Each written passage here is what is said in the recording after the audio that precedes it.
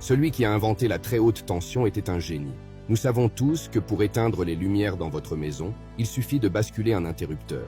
Mais ce n'est pas aussi facile de déconnecter une ligne de transmission à très haute tension.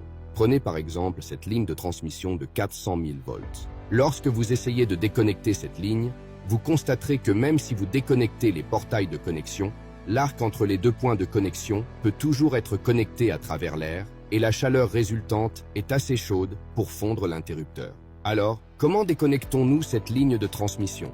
Eh bien, un type spécial de disjoncteur est nécessaire. Sa caractéristique spéciale n'est pas seulement qu'il peut couper des circuits à haute tension, mais la manière dont il fonctionne. C'est un disjoncteur au hexafluorure de soufre, ou SF6 pour faire court. Cette petite boîte est le contrôleur du disjoncteur. Les connexions sont cachées dans les 3 isolateurs ci-dessus. L'électricité à haute tension vient des 3 circuits ci-dessus et est ensuite envoyée à travers le disjoncteur. Donc, si nous voulons couper le circuit, nous pouvons le contrôler ici. À l'intérieur des isolateurs, nous pouvons voir qu'il y a un mécanisme de déconnexion. En haut, il y a une tige de cuivre solide qui est maintenue en place. En dessous, il y a un tube de cuivre creux qui peut être déplacé. Il y a aussi un mécanisme en dessous qui déplace le tube vers le haut pour connecter toute la ligne. Alors, comment les déconnectons-nous? Afin de déconnecter la ligne à haute tension, nous devons utiliser le contrôleur mentionné ci-dessus. À l'intérieur de ce contrôleur se trouvent 2 ressorts, tous deux actuellement chargés. Il y a un loquet qui verrouille le levier. Sous le loquet se trouve le système de plongeur et le relais qui y est connecté. Lorsqu'une faute se produit dans la ligne, le courant à haute tension sera anormal.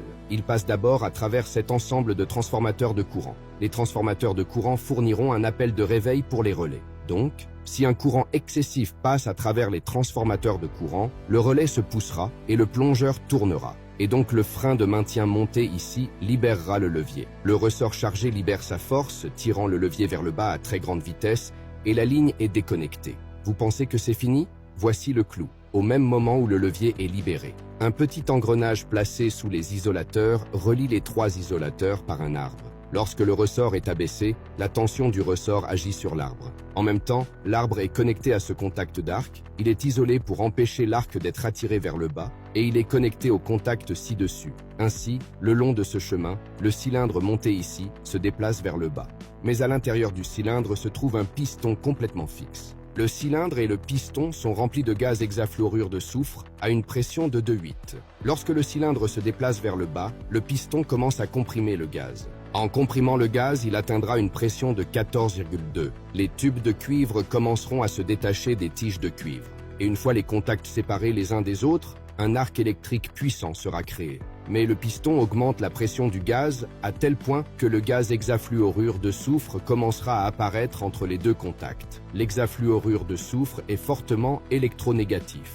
Il commencera donc à se convertir en ions négatifs, qui sont plus lourds que les électrons. Par conséquent, sous son poids, le taux de migration des ions négatifs diminue et l'arc sera progressivement éliminé. En raison de l'augmentation de la pression et de la température du gaz, l'hexafluorure de soufre peut être converti en liquide. Par conséquent, un conducteur de chaleur est installé sur le côté pour l'empêcher de se transformer en liquide. Car si le gaz devient liquide, le circuit conducteur liquide ne sera pas déconnecté. Le disjoncteur est maintenant déconnecté. Mais il y a encore un certain risque car la distance entre les contacts du disjoncteur est très petite. Nous devons donc fermer manuellement l'interrupteur de déconnexion à l'arrière pour fournir une double garantie de sécurité.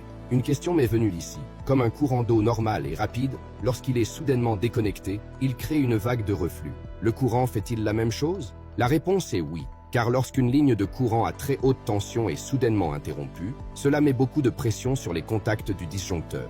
Le courant sera réfléchi depuis les contacts du disjoncteur. Ce courant est si fort qu'il peut déstabiliser un générateur ou même endommager un transformateur.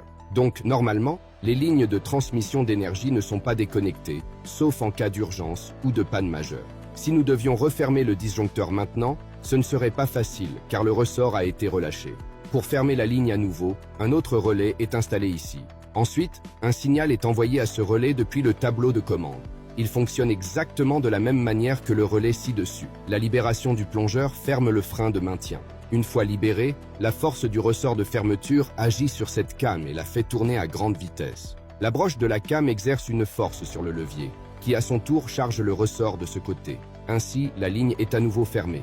Le ressort qui déclenche le voyage ne peut être alimenté que par le ressort de fermeture. pour réinitialiser le ressort de fermeture, un moteur est installé de l'autre côté. Donc, lorsque le disjoncteur se ferme, il commencera à charger lentement le ressort de fermeture.